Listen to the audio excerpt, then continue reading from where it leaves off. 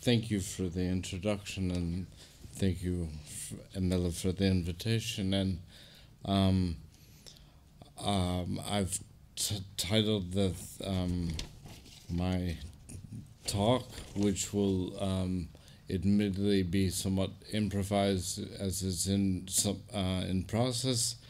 It's basically it's a learning process for me how archival resources are dealt with, and the conversations have been about how to manage obsolescence and develop standards. And in my own case, it's very much about attempting to, in a very do-it-yourself way, to manage archives. I'll quote from the as I mentioned in the conference abstract.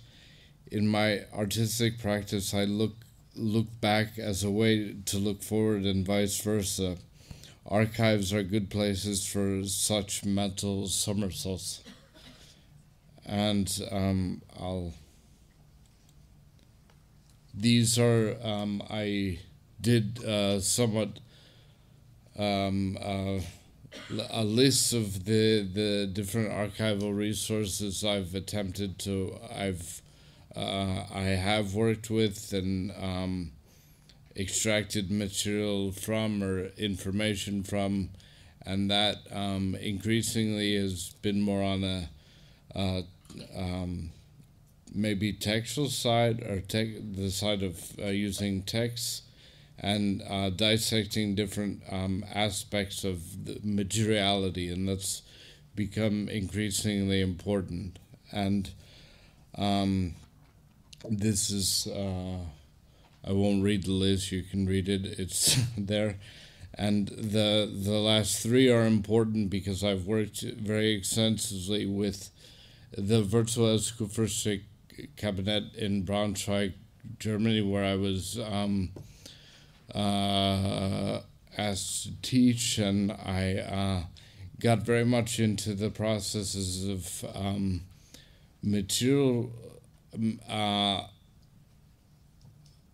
materiality as a result of digital archives.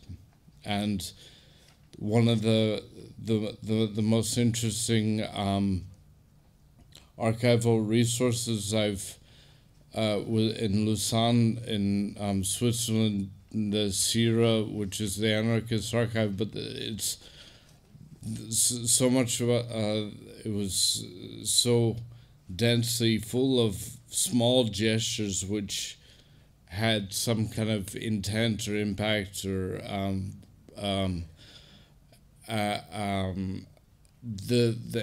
now I'm working with the Rijksstudio in Amsterdam, which is an open source platform, which is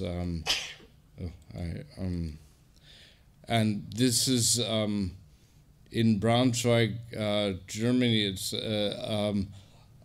this is a new Rembrandt, which was in 2017 discovered in our archive, classified incorrectly as a local animal painter, and it went through a number of processes which were it lasted 2 or 3 years, and it involved microscopic analyses of to verify the authorship of it being a Rembrandt, which it's a very small drawing. It's 82 by 99 millimeters, and it's a sketch for apparently it's hypothesized as for the Night Watch, which is currently on the Rijksmuseum website as a kind of restoration spectacle, with a lot of high tech. And what I've been looking at is very much about different kind of very simple analytic processes of how to work with image process, very low tech, like which involves a lot of experimentation with, um, yeah, analog sources of quite everyday things. And this is some comments from the Daily Mail about the dog drawing, which was basically a 1 to 2 day sensation, which I picked up from on um, it's a drawing that was 250 years incorrectly classified in a museum archive, and then suddenly became a disposable media sensation, which I got very much into because at about the same time the art school was occupied, and it was a way to defend the horrifics. Well, I won't go into the situation at the school, but I got very much into the archival process, and this is more of the funny stuff. I think like just these are user to tabloid comments about a Rembrandt, which I don't think are uninteresting in a way. Like it's the series of comments about icon like Rembrandt are extremely interesting, and this is I'll read this. The new Rembrandt remains under inventory number Z719, which I've used as a template to catalog not only artworks, but like what I find interesting myself, what influences my own artistic practice, what is simply interesting in material form. And that's become increasingly important because not dissimilar to like Mark and Young, like I am re-involved in a lot of work, which is what is the this is all interesting, but the end result is also a very significant part, and that includes size, format, material, medium, and display, and such contextual questions. The basic classification tool, as well as aberrations like the iconoclast database category number 0. Iconoclast is one of the models of it's an archival practice in Holland, and it's a standardization classification process I got very much involved in, and that's why hence the Z719 and all these because it was in a school context. I got into it's somewhat empowering to a younger art student, hopefully, or some, and like to be able to explain what one does and have material evidence of this kind of practice, not just a mere idea, and which is the ephemerality, of like just having an idea is one thing, but like what before I get too abstract, the virtual acoustic cabinet is a case study illustrating that art history is not a static mass of artifacts, but malleable data that can be recaptured and recycled. And I made a kind of fictitious but real, or based on reality,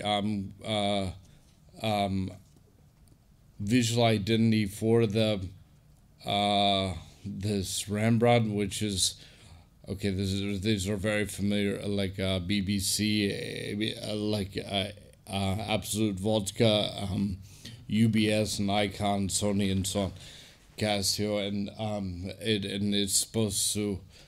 It was a big cut and paste effort, and it visually is based like the color combination.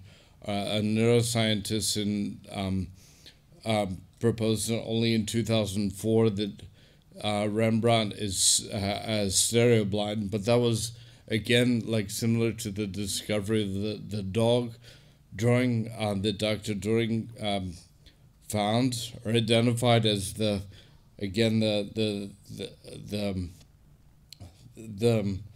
a trained art historian being able to pick that out and say, hey, that's a Rembrandt. This is kind of interesting and also somewhat humorous thing, I think. And but anyway, the two colors, the two kinds of blue and the one red, are based on stereo blindness, which is or kind of course, a full-on abstraction, but it has quite little to do with, I don't know, like an icon like Rembrandt. But the important thing is the R, and the Rijksmuseum is the R. But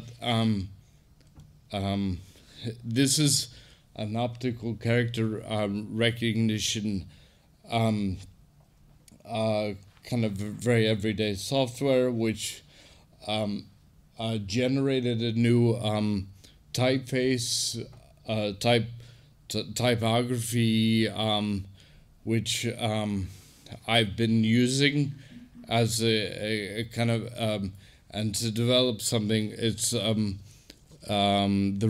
Rembrandt Ravenshaw Appreciation Society was founded on 15th of February 2017, which is the date the Rembrandt dog was put on the Virtuelles Kufferstück Cabinet website as an official Rembrandt, and there among 90,000 other items, it got kind of more significant as a result. To investigate the loss of radical ideas, the Society is committed to the dissemination of ransom notes to whom it may concern, and holds regular meetings at the Lost and Found section of the Social Imaginary. The group is based on free associations and systematically constructs games with measuring instruments, alphanumeric grids, mathematical puzzles, and moving images.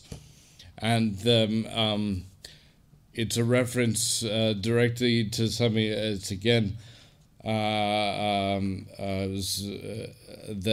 Ravenshaw is Ravenshaw is Rembrandt replaces Karl Marx. It was 1966-67 parody in the Strasbourg scandal in before the 68 events in Paris, which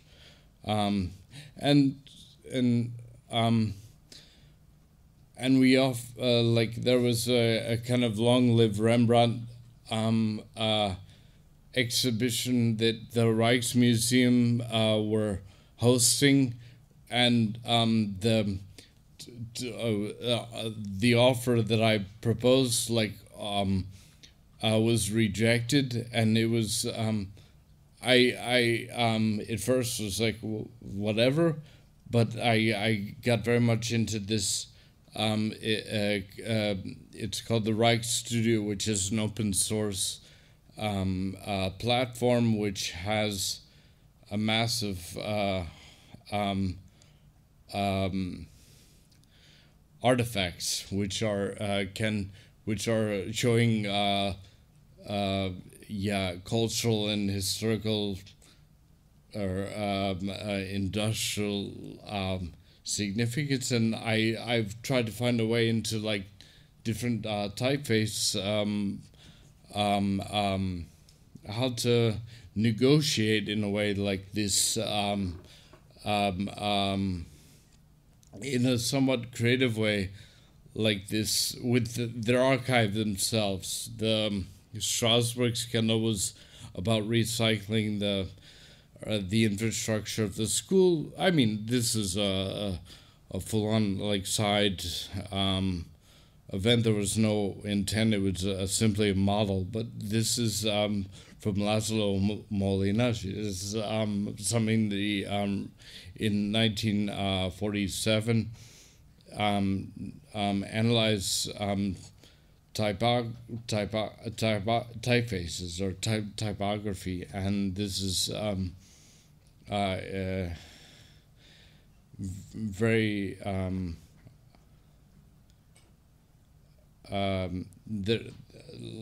just last year in Berlin, there was an exhibition about his typography, which was held because of archive material that was just uncovered. Which I mean, aside from him being visionary in many ways, and of course from Hungary, like originally, like this is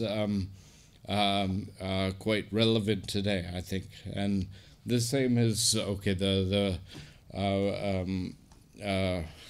Braunschweig Terrier, and I've done a number of similar visual identities, fictitious, but increasingly, I think, real. And this is from Carl. I'm attempting to work with different standards from that have long been used in material form. Again, material of like very everyday things. Like this is Carl Linnaeus like index card, which are still used today. And okay, this is okay, coffee or something, and this is. This is Jan Brandes with the Reichs studio. I've stuck with certain only before like what existed either before Rembrandt or two draftsmen or artists in particular that worked for the VOC, the Dutch East India Company, which was so again it's very very interesting in terms of imagination to think what they would see and what they would register with their hands and their eyes, and speculating on what it is that is what an animal, for example, it was. I'll go back to this. I'll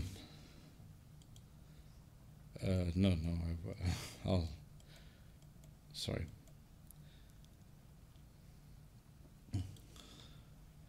And this is Jan Brandes. This is from 1770s. And I looked at it first. I thought, okay, this is a nice bingo lottery kind of thing. The lottery sponsors the Reichsstudio function, which is kind of, I think, fun in a way. And this is it got me into lottery myself, or like looking into these processes of economic chance, like. And this is, for example, these are dissections of these different mathematical puzzles that Jan Brandes did, which he was again working for the VOC. So he was bored, and like this was in Batavia, like in Indonesia, and he was trying to figure out things. So I've reconstructed what was he doing, and where. This at first looked like a kind of bingo board, but he's playing with numbers, and it's like 1 to 25. So it's nothing so special or amazing, and I can't really place it myself on what it is actually is. It's like analyzing certain things from.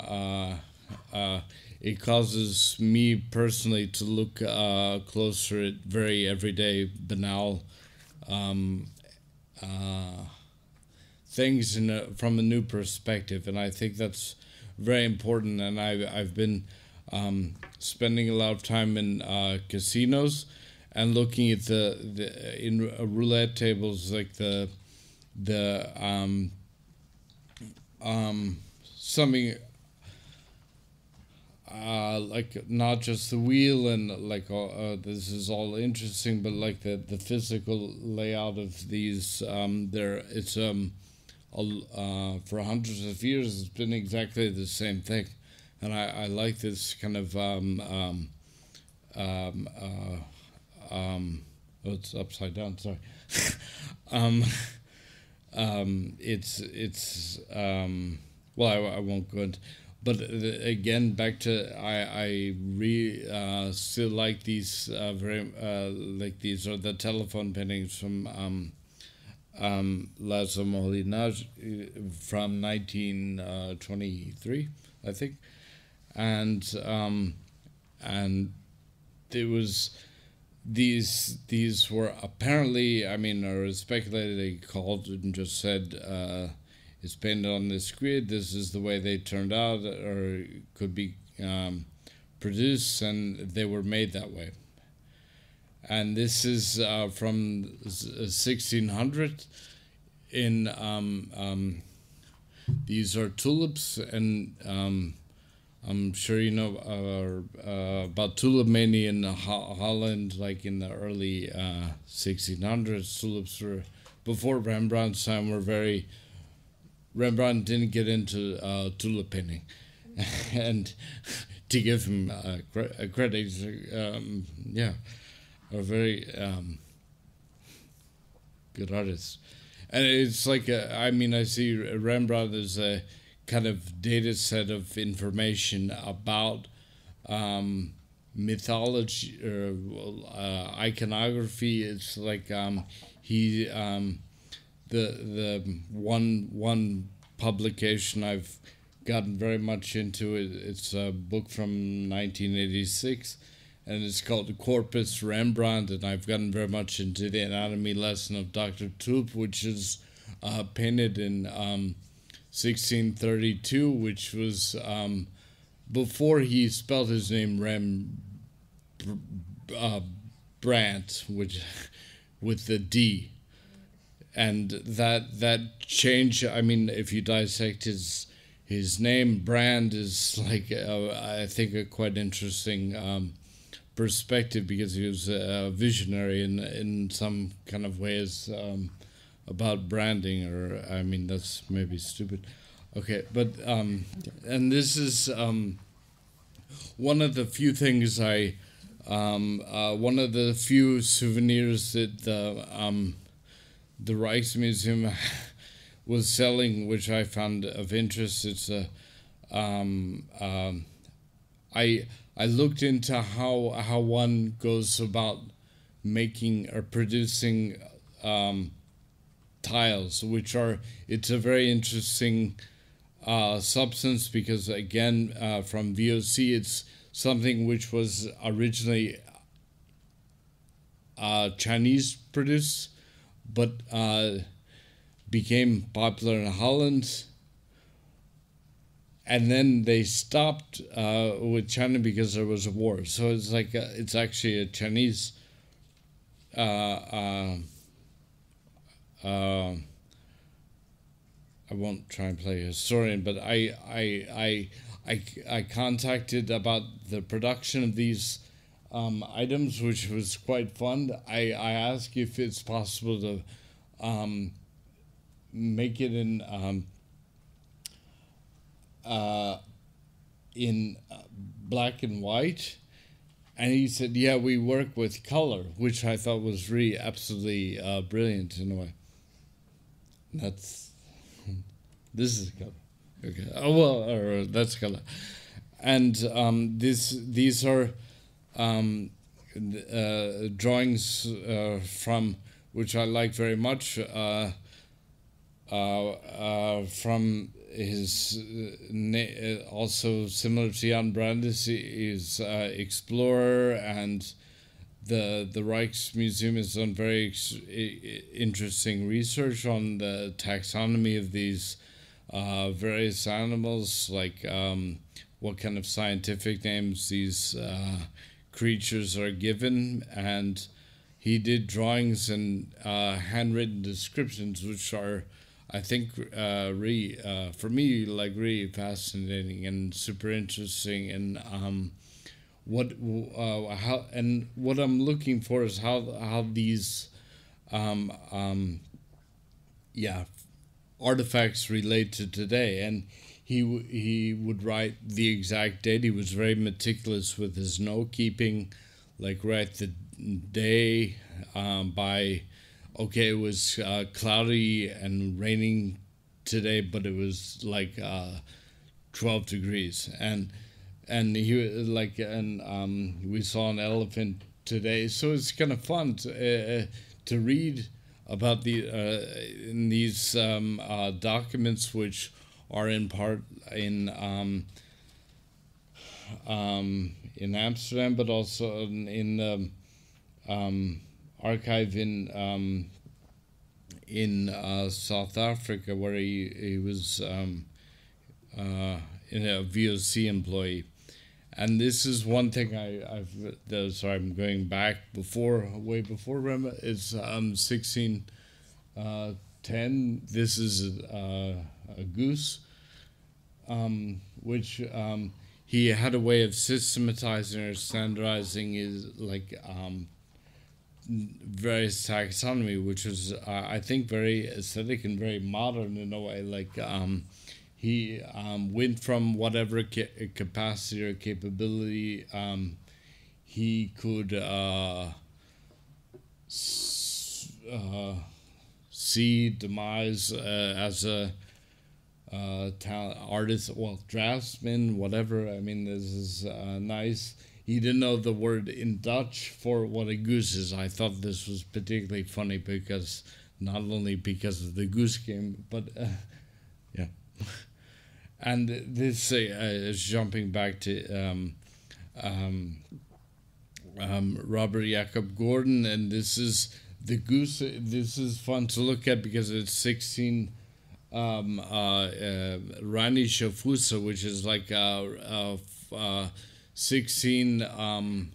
It's a archaic form of measurement, and I looked very much into such things. This is well, it gives a scientific name. I won't attempt to say that because it gets quite funny with scientific names. Occasionally, they Linnaeus was very playful with this, and it went from there into the Roadrunner and Coyote cartoon and more fictitious things. But the reality is maybe more interesting than the fiction, I think, or I've kind of some eyes. But similar to roulette, table layout. This is, well, it's just numbers, but 36 Rheinische Fuße, and so it's like it's I find very fun to imagine the like a human like having the nerve to draw like a strange, well, no, great lizard or something, and name it and try and measure it, and yeah, sorry, I did it this way so you can see the detail I'm talking about, and I've been looking at standards which have existed for a long time. This is 12 decimeter. It's like very short after the French Revolution. There's from the ISO, like the International Standardization Organization, which I find interestingly reliable or like the standards are based on this is how things in the real world are, and this is from the early 1800s. It's a ruler, and this been the standard measurement for since basically around the French Revolution, like in late 1700s, and so it's 1 to 1 of and this is so am I talking to like these are insects, and it's fun to like again the classification like this is Anselmus Bott's like drawing, which is like there in Dutch, in Latin, and then in French, which are the languages he knew, and this is it's quite fantastic to think that well, for me like Latin or the time of Rembrandt, that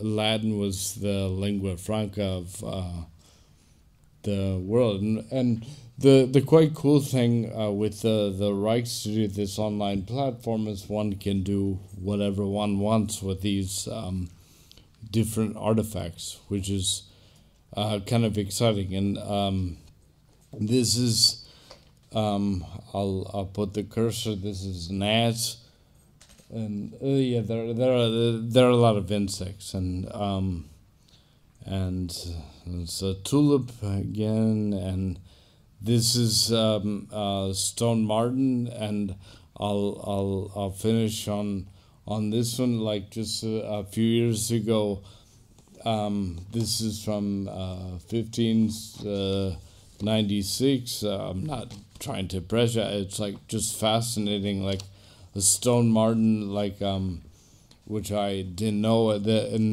the museum in the Natural History Museum in Rotterdam has a specimen, which is this is